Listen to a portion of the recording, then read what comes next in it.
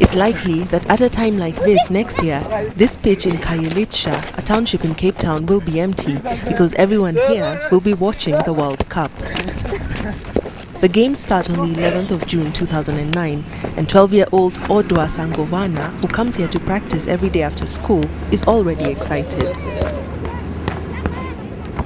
Yes, we'll change anything because children, we want to be like those that will come here to South Africa. So my decision is to play soccer so I can be a star too.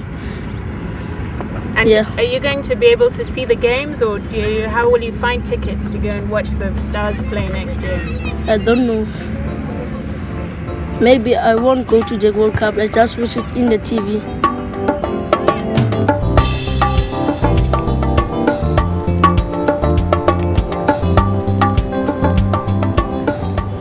International football body FIFA expects about 500,000 fans to come to South Africa for the World Cup.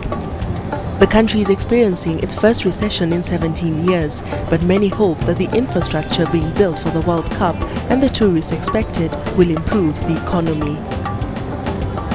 10 stadiums have been set aside for the games. Those being built will be finished by February next year. There have been plenty of challenges, and delays in construction even led to rumors that FIFA would move the games elsewhere. The Soccer City Stadium in Johannesburg will sit about 95,000 people. There are always about 3,300 workers on this site at any given moment.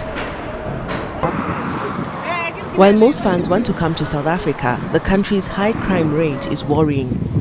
About 50 people are murdered here every day, and between 2007 and 2008, there were over 36,000 rapes. So South Africa's police department is being trained to protect people during the World Cup. They're also working in collaboration with security forces from other countries in order to combat hooliganism during matches.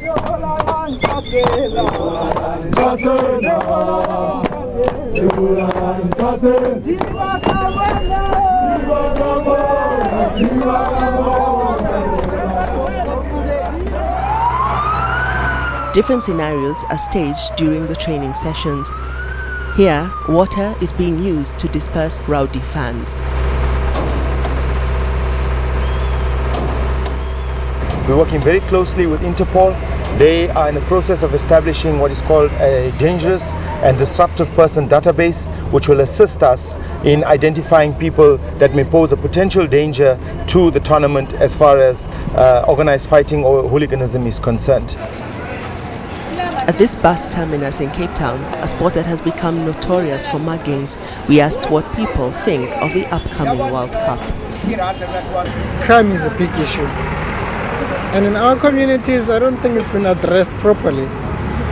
That is one major problem. I don't know what are the steps in place to tackle crime. I don't know what's put down as far as crime is concerned, but I am worried about the people that's going to come and watch the World Cup. Many Africans are proud that the games are being held on the continent.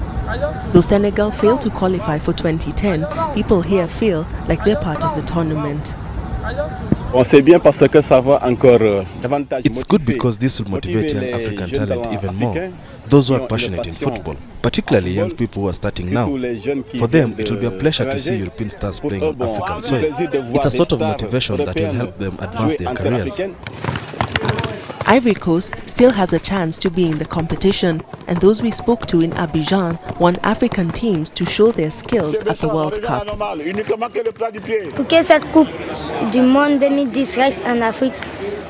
In order for Africa to win the World Cup in 2010, African countries should play with all their heart and might.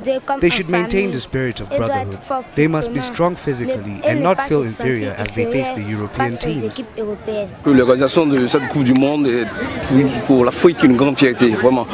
It's a source of great pride for the continent to host the World Cup. This shows how much African football has progressed over the years. By progress, I mean all African teams. They have reached an acceptable level in football, because in the past, it was difficult for an African team to win against a top European team. Before the World Cup, South Africa must first host the Confederations Cup from the 14th of June this year. Teams like Italy, Spain and Brazil will be in the country to compete. President Jacob Zuma recently received the tournament's cup. For many, the Confederations Cup will be used to assess whether South Africa can indeed handle the World Cup.